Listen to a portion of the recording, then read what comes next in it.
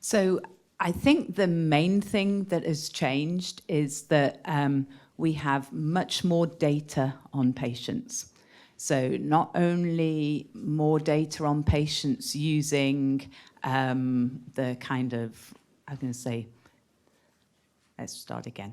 There's a new test out, which we call whole genome sequencing, which is able to, so up until recently, we were able to look at the majority of a patient's genetic code, but we weren't able to look at the whole amount of the genetic code. And some of the data that was presented at Boston was following patients that had started with very early disease, i.e. MGUS, the condition where there's just a few cells. And unfortunately for those patients, their disease had gone on to become smoldering and then to actually develop myeloma. But the great thing that those patients did was that they gave a bone marrow sample at each point of their disease. And so one of the doctors was able to present some data showing how their myeloma had changed from the very early stages all the way through. And there's not a lot of data out there, but they presented data on about, with the different techniques, about 40 patients altogether. And it's really giving us an idea about what we need to look for and about what might be really bad compared to what might just be going along for the ride. So we use the term about driver and passenger. Is the kind of posh term. If you're the bus driver, you're in charge, whereas if the passenger, you're going along for a ride. And when we see all of these things happening, we never really know whether they're just something that happens to be there or whether they're really important. And so that's the major bit of data, I think, from the risk that came out of there about where we might be able to take it. Clearly, what we now need to do is to go back and look through all of the other data sets and see what it means in a larger number of patients. So that data was more predictive for which patients were going to move to be more aggressive. Okay. There wasn't so much new data about more predictive for treatment, but it was mainly more which patients were going to have more aggressive disease. It depends a little bit on what type of transplant. If you're doing an autologous transplant, your tumor kill is from high-dose therapy, and then we destroy your marrow. We rescue with previously stored cells. If you're doing an allogeneic transplant, it's not just your upfront therapy that you can have disease control from, and that can be of varying intensity, whether you're doing an ablative, which is high-dose, an intermediate, or a mini, which is really low dose. It's just giving enough therapy to accept somebody else's cells. And in that setting, a lot of that therapy in an allo from somebody else is a graft versus tumor effect. It's the immune donor cells recognizing the myeloma as bad and going after it. So if I could just add a couple of things there. So first of all, I completely agree with Dr. Holmberg, and also it's important to recognize, I mean, the vast majority of transplants done right now are the autologous type, the type that you, I think, were getting at, which does involve the high dose of chemotherapy in order to, it's a rescue. Some of us think it's a bit of a misnomer to call it a transplant in a way. As Dr. Holmberg said, it's really a rescue of your stem cells after allowing us to give you that high dose of therapy. But I would just add that there's some recent data from Jeff Hill here at our center, who's the head of our transplant program, suggesting that there may be something more than just the high-dose therapy, and that there may actually be an impact on the immune response to the myeloma after an autologous transplant. That's still an area that needs to be explored further, but it is provocative and interesting, I think. So Damien's doing a plug for future clinical trials that we're opening in about a year for me, which is nice. So we are going to open a couple of trials, but in the past, I have to say, we have done other immunological modulation post-auto transplant. And one could argue that Revlimid does that too, because it's somewhat of a black box. But we are going to open some trials with looking at immune exhaustion and trying to overcome some of the blockades, as well as priming to change some of the recognition of antigens. We probably will have a trial open in about 6 months. They are all going to be linked to an auto transplant, though the trials we're proposing. There'll be 2 different immunological approaches. The only thing I want to add to that, and this is something we say on the transplant service, is because it's confusing. The work of the transplant, the standard transplant being an autologous transplant with your own marrow in multiple myeloma, that's the standard transplant. The work of the transplant is all done by the chemo. The stem cells do nothing to treat your myeloma. They rescue you, they protect you, they support you from the side effects of the chemo. So the work of the transplant is the chemo. It's worth saying it again because it's confusing. Okay, we have a question. So light chain testing, and I'll just throw in the M-spike test as well. Once we're really talking about MRD, deep MRD, like a stringent complete response, it's important. You need to have a normal free light chain. To have a stringent complete response, your free light chain ratio must be normal, and your M-spike must be 0 or normal. But really, their sensitivity is much less than that of flow cytometry and next generation sequencing. And maybe that's kind of the point I was making too. So 20 years ago, we were happy if your M-spike was normal, your free light chains are normal, and we couldn't see anything in the microscope. Now we know there's still a lot of myeloma there. Unfortunately, that is what was well described. It actually goes back even further than Velcade, which is what's most frequently, or what, where it was, what's affected many of you. But actually goes back to vincristine, goes back to thalidomide. So there's been several of these drugs that have caused the neuropathy. And we don't understand we don't understand most of the reasons for the toxicity, but back several years ago, I had published an editorial where we found there were publications that found these single nucleotide polymorphisms. Those are that patients had that led them to not be able to eliminate drugs very well. That were thought to lead to specifically. So there were some of these SNPs that led to susceptibility to like vincristine versus bortezomib, and so there was a little bit of knowledge gained, and it had to do. Some of the drugs had to do with the elimination, and some of them had to do with elimination of the drug from the body, so the drug might hang out longer and cause more toxicity, and some of it had to do with the ability to get into the cells, some of the genes that were involved. So that was the most of the insight that we had, but otherwise I don't think that we have much insight. Fortunately, after thalidomide, there was the pharmaceutical companies tried to make designer drugs that did not have neuropathy as a side effect, and so subsequent drugs in the same classes of the original drugs have less neurotoxicity. So that's been the case for the proteasome inhibitors, the class that Velcade is in, as well as the class that thalidomide is in. So that more modern drugs don't have as much neurologic toxicity. I don't know.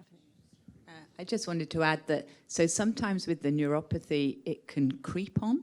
Other times it can just go bang, okay? If it's just one where it happens, as you say, whichever way it is, it's important to let your doctor know, I guess is what I'm trying to say. Because if you don't let your doctor know, and when I say doctor, I probably mean the nurse practitioner, okay? Because potentially we're going to say, yeah, whatever, whereas the nurse practitioner is going to listen to you, okay? But in the, I'll be honest, in the old days when we didn't have many drugs to use, we would just say, okay, terribly sorry, but can you carry on with it? Now, actually, if we know, we can change to one of these other drugs that doesn't have that side effect. If you carry on, then it gets worse and worse. So it's really important to let people know we're not going to take you off the drug or cross that thing off. We're going to give an alternative. I totally agree. Two things. One is this is where having a myeloma expert is so important, is the management of the side effects of this drug, bortezomib, Velcade. There are some very specific ways it should be managed. Those have been defined in clinical trials, but it's not uncommon to see patients where the drug continues to be given in spite of neuropathy, and that should not happen. Once a patient has, you can't button your buttons, you have trouble picking up a dime, you're having pain, we need to stop the drug and see if it gets better. We don't continue, we don't need to, we have other drugs. The other thing I just want to say on behalf of everyone who's sitting up here, all of us hate and feel terrible that our patients have gotten neuropathy. We feel horrible about it, and we look forward to finding a drug that can replace Velcade. Carfilzomib is a great drug that has much less neuropathy. Unfortunately, it has some other side effects, and it's not going to be as easy to give in other ways as Velcade is. So I do want to say what I think other people are saying. All drugs can have side effects, so really you got to be in tune to let people know what's going on. Carfilzomib has its own. Lenalidomide, for example, can have chronic diarrhea issues. And so I think the big thing is to communicate when you're on these drugs, your quality of life issues, and let your doc or your nurse practitioner or PA know, and their nurse, about what's going on, because we have alternatives. And when you're dealing with a chronic illness, you want to maintain quality of life. So sorry, I just want to add one thing too, which is not all patients will get neuropathy on bortezomib, and some patients I've had on bortezomib for 8 years or more in a maintenance setting, because I know the data says stop after 2, but if they still have low-level disease, I keep them on it every 2 weeks, and they have no neuropathy. I think it gets to what Dr. Becker was saying, is that there are differences, these polymorphisms amongst patients. So if you're on Velcade and you don't have neuropathy, you don't necessarily have to live in fear. You might develop it late, so it's important to be aware of that. And I generally agree with stopping it, although if it's mild, sometimes we'll reduce the dose, and that will be sufficient to help with it. And as probably most of you know, we used to give it IV, and we learned the hard way that the result of that was more neuropathy. And it was a really great breakthrough, the discovery that you could give it underneath the skin subcutaneously. You didn't get the same peak levels of the drug, but over time you had the same overall exposure, and that appeared to be equally effective, and that led to the switch to subcutaneous administration of the drug. So I think there are things that have moved forward. That dramatically reduced neuropathy amongst our patients. We'll make a circle. So last thing I wanted to add was that additionally having amyloidosis along with the myeloma can actually lead to more susceptibility to some of the side effects of the drug. So for the proportion of patients who have amyloidosis in addition to myeloma, that will actually perhaps shift some of the side effects.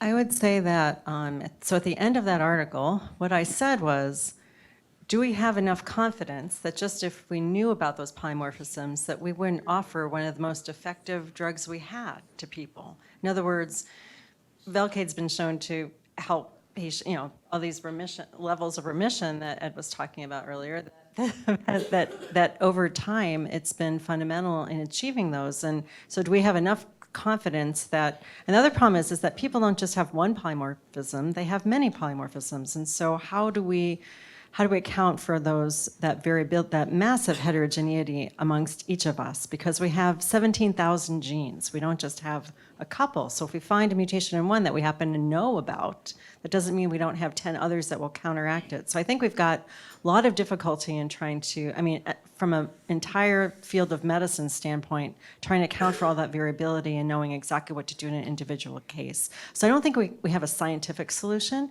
In terms of the fact that vitamin B6 or glutamine or other, so there's neuropathy. Neuropathy occurs for many reasons. So here we are, we're all talking about us giving these drugs, but diabetes is one of the, diabetic neuropathy is one of the most prevalent conditions because of the prevalence of diabetes. And so for diabetes, alpha-lipoic acid and acetyl-L-carnitine had been shown to help, and also myeloma patients are taking those. And then this amyloidosis issue that I mentioned. So amyloid can deposit in the nerves, and it's very painful to have the nerve biopsy to find out. And so many times, and there's other autoimmune issues that happen with nerves. So I think that there's so many levels of issues for the nerves that I don't, in fact, when Paul Richardson published a paper showing that when he biopsied the nerves of patients on Velcade, that in 70% of them, they could demonstrate the pathological consequence of it. So there's been an enormous amount of research, and we're not done yet, and I hope that we'll be able to find more in the future. Sorry, I just wanted to add one little thing about something you said. I think all of us are very happy for patients to take alternative therapies. as long as you tell us, okay? Because 99.9% of them are potentially going to be beneficial. We don't have any clinical trials, but there's the odd couple which could actually interfere with some of the medication. So as long as you let us know, we're up for it and we're good with it.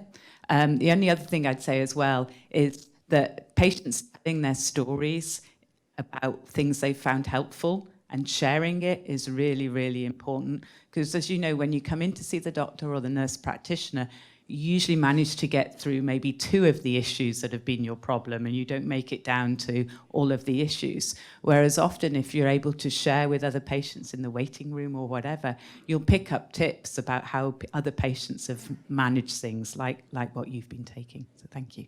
Sorry, if I just want to add one thing, Tony, that, well, you know, I think what you're talking about, many of us have referred to, and it was, you know, the Dana-Farber neuropathy regimen, which included the medications that Dr. Becker mentioned. But the point that I want to make, and to Dr. Davies' point, is there's some medications actually in that regimen, or some vitamins, that not all of us agree patients should take.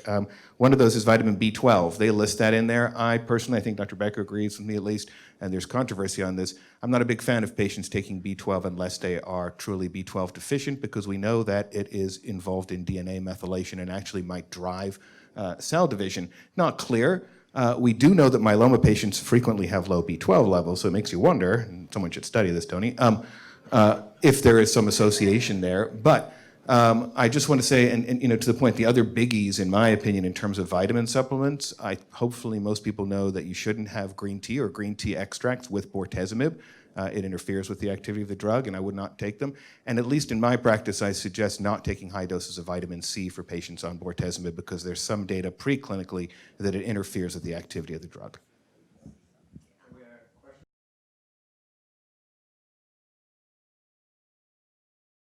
Well, I think,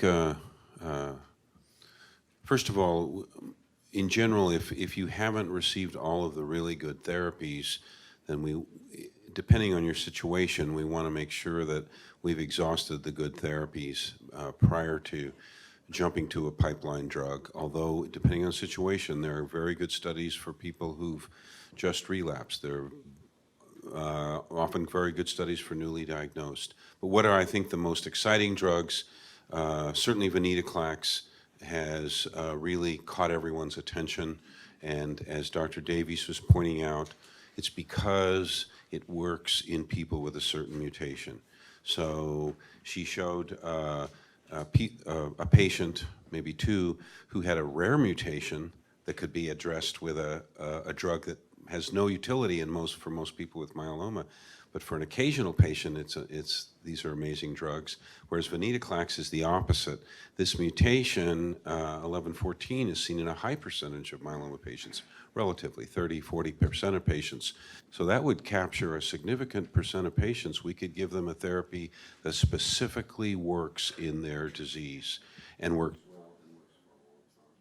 Studies have just been reopened for that drug. It's not yet approved. But as I said, potentially it can be outside of a study. There's a lot of ifs, ands, and buts about that, but I would encourage everyone to look for studies until it's approved. But that's one of the most exciting drugs. CAR T cells, thrilling results, but they don't, so far we don't have data that goes on for years and years, so we don't know. Can we develop a CAR T that lasts for 3, 4, 5, 10 years? Can we give them over and over again?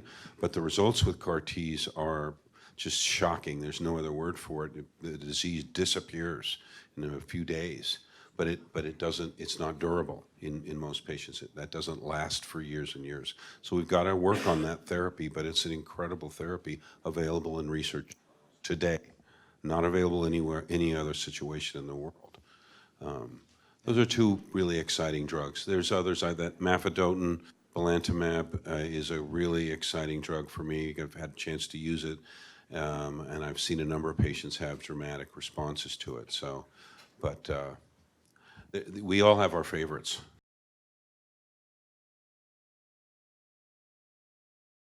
So I think that that became part of the issue, we believe, when we try to use elotuzumab later on during the treatment course where patients had a lot of other therapies, have already had a transplant.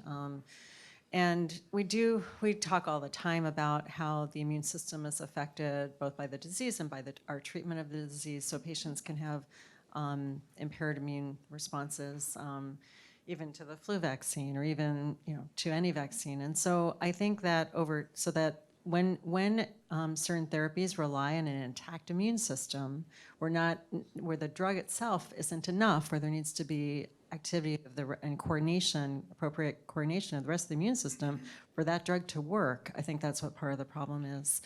So that's the outside of the immune system that you need, that we were talking about, the donor immune system, which has the ability to give a graft versus tumor effect. And that's a different function of the donor immune system, and that's another story.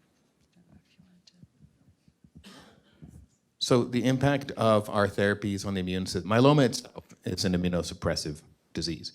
And then the impact of all the therapies people receive clearly have a major effect, different for each patient, on immune function. And that's with respect to transplant, with other therapies. In fact, we know in CLL, a different cancer, there are certain drugs approved by the FDA that can only be given to patients later on in their disease, not early, for the exact reverse reason, which those patients have too much of an immune response, and they develop what we call itises, like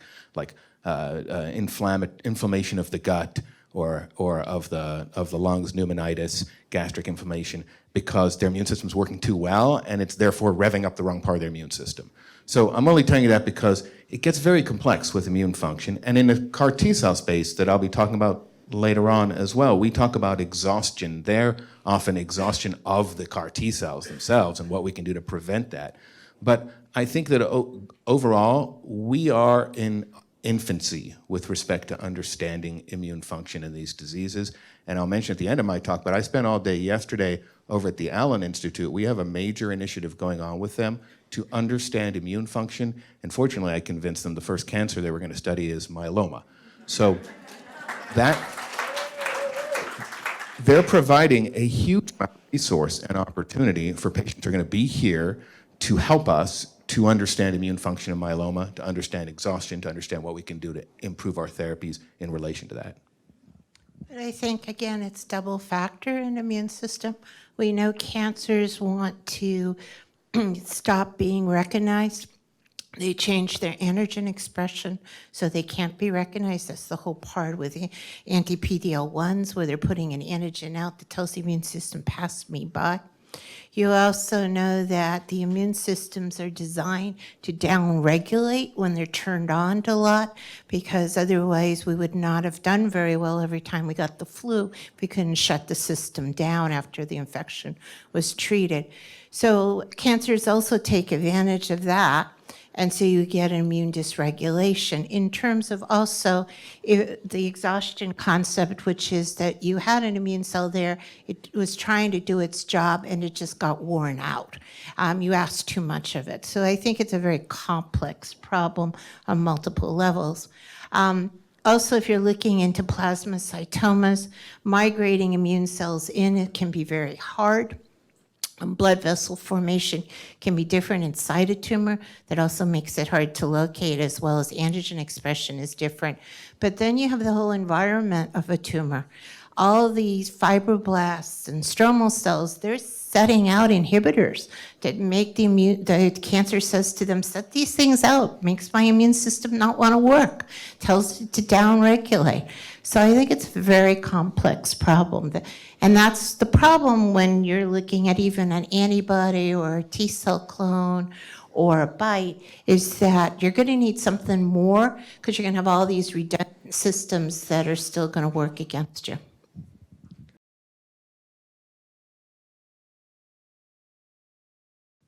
I mean, I'll just say something quickly that, there are certain medications that can help, as probably everyone in the room knows. Gabapentin is used by some patients, but it causes fatigue. It's not a perfect drug for this. Lyrica is also, in a similar class of drugs that can also be beneficial, as can sometimes some of the drugs that we use for depression help with this, but there is no perfect solution. And certainly there is talk amongst, in the community in general about exercising and about building up core strength. I strongly support doing things with a physical therapist and building up your core strength so that even in the presence of neuropathy, you reduce your risk of falling. So there are certain measures you can take, but I do not know any terrific solution of this. I do have some patients who get massage of their feet if their feet are involved, and actually I have one patient who uses something he rolls in the bottom of his feet and says it helps tremendously with discomfort. So it's anecdotal, but there's definitely reports of that. I just want to mention that there now is an integrative medicine. The SCCA decided that they realized that they needed that, and so now for a while now we've had this new integrative medicine, and they've got folks who are looking at all of the other potential drugs and other issues, and massage and acupuncture and other things that could help individuals. It's hard to generalize. I had one patient who I wrote down the formula. He found that rose geranium oil and almond oil and some type of cream made a tremendous difference for him. So I think that there's topical treatments, there's the pill treatments. The pill treatments are much better for the when there's painful neuropathy. So as neuropathy progresses, there's different issues. Initially, there's like the numbness, tingling issue. Then there can be motor neuropathies where there's issues with muscle strength. And then there can be painful neuropathy. So depending on exactly what the neuropathy is, then even our ability for the alternative therapies and the physical therapists, they would be directing their focus to the individuals. So we also have a lot of physical therapists, and I refer most of my patients with myeloma to our physical therapy department because they're used to all of the limitations for the myeloma patients, and so they can work with the physical therapist in your local area to try to make the recommendations that are safe and not too strenuous.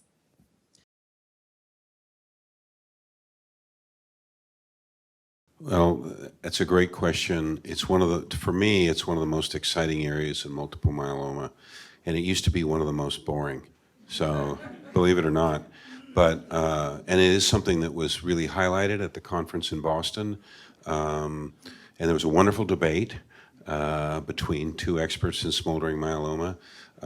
So there's been a number of studies in the last few years about smoldering.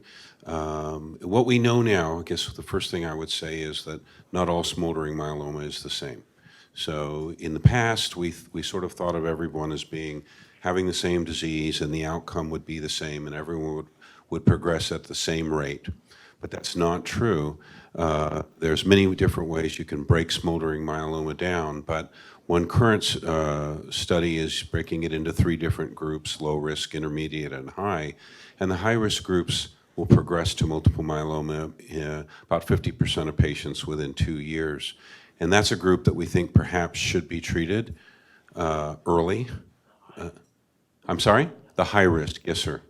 But it's very important that we do research studies to show that the benefit outweighs the risk. All of our therapies have real potential for harm.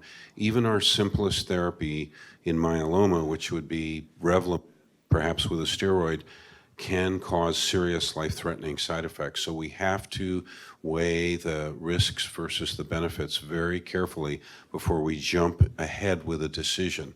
And I think the conclusion still now is, at least in the United States, is not to treat smoldering myeloma outside of a research trial. If you have smoldering myeloma, then I think you need to see an academic myeloma physician because it's a complicated topic, and you need to be followed closely. If you have high-risk smoldering myeloma, you need to be seen probably once a month, have your laboratories checked once a month, and we need to be worried and watching very closely for the progression so that the disease doesn't get ahead of you and you show up in an emergency room with a broken bone or with kidney failure, et cetera. So I've spoken too much about this, but it's a very exciting area. We're still recommending not to be treated outside of a clinical trial. There are a number of clinical trials available in the United States right now that you can enroll. If you're interested, I encourage you to do so. 2 things. 1, don't look at the old data on smoldering myeloma and making a decision about what it means for you, because the criteria for active myeloma has changed in 2015, 2014. And when that happened, we shifted a whole bunch of people who used to be called smoldering into active myeloma. So if you're still called smoldering today, those predictive data that from before that time, then you got to start stratifying, like Ed's talking about, into low, high, and medium risk, okay? So don't look at that old data. Point number two is, it's really an anecdote, which is to say, I have a patient now who came to see me 9 years ago with Revlimid and dexamethasone in his hand, the prescription. His wife convinced him to get a second opinion. He showed up, he had some renal insufficiency, kidney problems, and was told by his doc that he needed to start treatment because he had plasma cells in his bone marrow and he had a monoclonal protein. So we biopsied his kidney because he also had a long-standing history of high blood pressure, and all of the impact on his kidney was from the blood pressure. There was no myeloma impacting his kidney. So he's been on no therapy for 9 years because he's got smoldering myeloma. Now, if I had treated him, we would have said, wow, that therapy worked great in this guy. So my point to you is just also that smoldering myeloma can be just that, smoldering. There are many patients, I think, who at the end of their life had smoldering myeloma, have it, didn't require treatment, and had nothing to do with their death.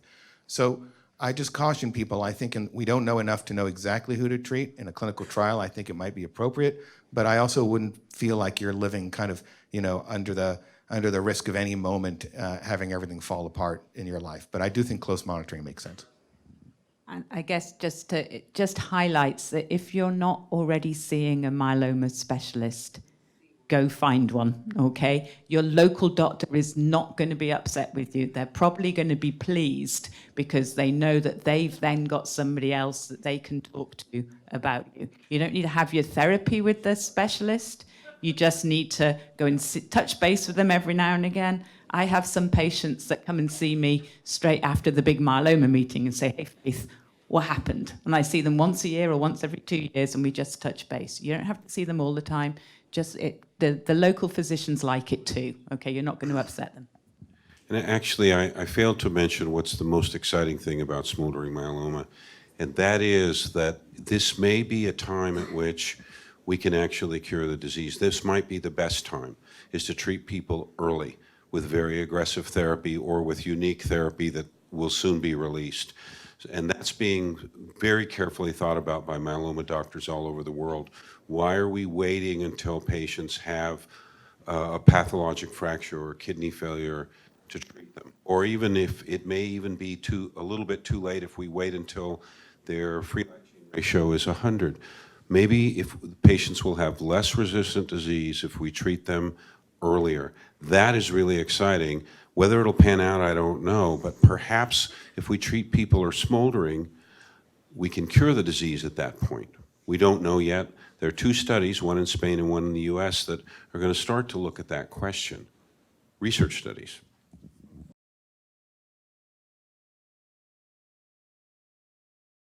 Well, again, an auto transplant, historically, a lot of its kill has been from the high-dose chemo, which has nothing to do with the immune system. But you do get immune changes after a transplant when your stem cell product.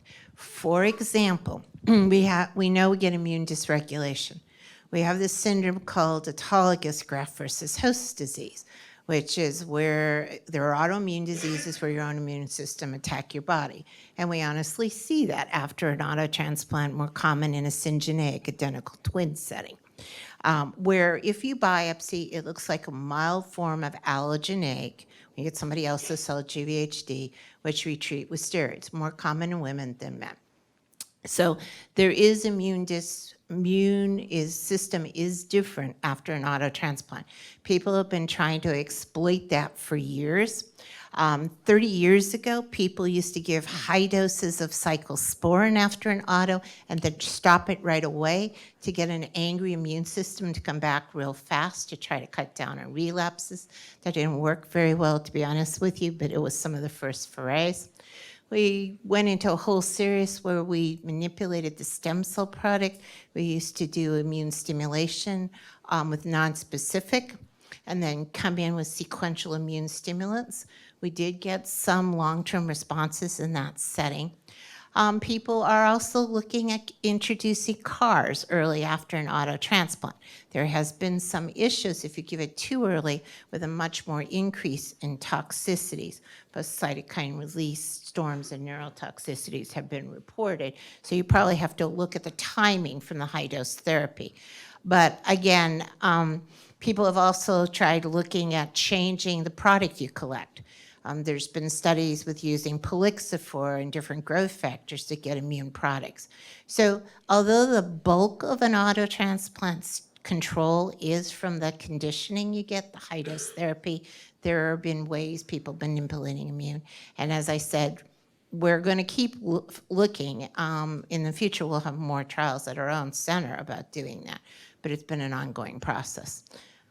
Definitely giving an allo transplant reduced intensity, which is only really giving donor cells, is an ultimate way of manipulating an immune system after an auto.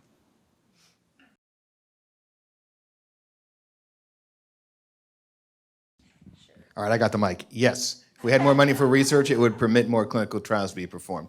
We do partner with industry to run some of our clinical studies, and our industry partners are really important to us. I think it's very critical that we have well-defined lines between ourselves and them when we design these studies and run these studies, so that there's not the influence of a corporate partner who may have a somewhat different interest sometimes than us. Not always, though, I will say. I think frequently we work with companies who really have the very best of intentions. In terms of cutting funding, I think there is definitely not enough funding available, whether it's federal funding. I mean, federal grants right now are insufficient to pay for clinical trials that we do to treat patients with immunotherapy. They just don't give us enough money. And and they've been cutting that budget over time. At least it's not kept up with inflation. There's less and less money coming out of the federal government, and that's having an impact on everyone's care. So, I frankly don't understand it, by the way. I don't care where someone stands on the political spectrum. The investment of dollars from the government into research pays off for society, both for patients who get benefit, but also just economically. It's an engine that drives the economy, and we've seen it. The hutch is perfect proof. We've got lots of companies that sprouted up out of the hutch, that came out of research, that came out of federal funding. So, dollars are not being misspent or wasted on research related to human health. But the I guess end of my answer would just be, yes, we could always use additional funding from those companies. We do need those good partnerships with them, and I think that there's a lot of evidence at all of our centers of this. Yeah, I'd just like to say, I think in some ways in myeloma, we're really very lucky. We have amazing patients, we have incredible nurses and doctors, and actually the people we work with in the drug companies are really very good as well. And so I kind of hold my hands up to them. You hear a lot of bad things about drug companies, but actually the interactions I've had with the ones that are myeloma specific and have an interest in myeloma have been really good, really making great advancements. The areas I think that potentially more problematic are, as Damien said, the ones where there's maybe not so much money involved. So, for instance, peripheral neuropathy. How do you run a clinical study looking at peripheral neuropathy? Because there's probably, at the long run, although it's an important thing, there's probably no money in the long run on it. So I think that's kind of one of the areas where the other good thing we have just generally is that these large groups of doctors getting together and running clinical studies which are important for patients outside of those run by the drug companies. So there's large things like ECOG and the Alliance and so on, all running really good studies, many of them involving transplants and so on. So there's a lot of good things going on, I think. So the biggest issue is not the pharmaceutical companies reducing funding, it's the federal government for the last many decades. And it's a little bit odd that what's happened is the government has turned over the research to the pharmaceutical companies. And that's not bad, they're spectacular. The things that they have accomplished are unbelievable. But when a pharmaceutical company is designing a trial, they're asking their question and that is different from a question that might be asked by someone who isn't at least somewhat thinking, well, how do we sell the drug? You know, how do we market it, et cetera? So a pharmaceutical company asking a question as opposed to a trial that's being run purely by people who are working for the National Institutes for Health, it's a little bit of a different, thoughtful process. So we'd love to see more funding from the federal government. That I think is needed, really. But the pharmaceutical companies have been wonderful partners, particularly in myeloma. Thank goodness for them. We wouldn't be where we are today. I feel that wholeheartedly.